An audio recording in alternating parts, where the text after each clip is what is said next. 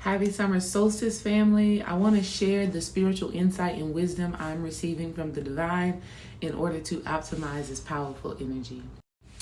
So this energy is asking us to make peace with our purpose and start to live a purpose-filled life.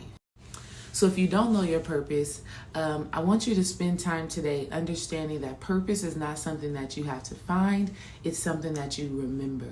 So spend time in prayer and in meditation, contemplating on moments where you felt in the flow, moments where you felt bliss, moments where you felt love. More than likely, your purpose is directly connected to that. And when you start to live in purpose, this helps you to overcome fears, take risks, and live a more bold life.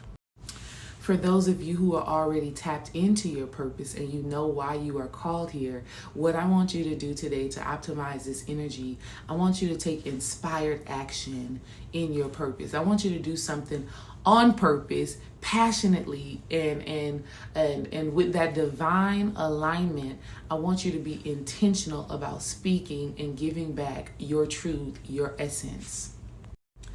And this is so powerful because with the summer solstice, this means we are officially going into the second half of the year.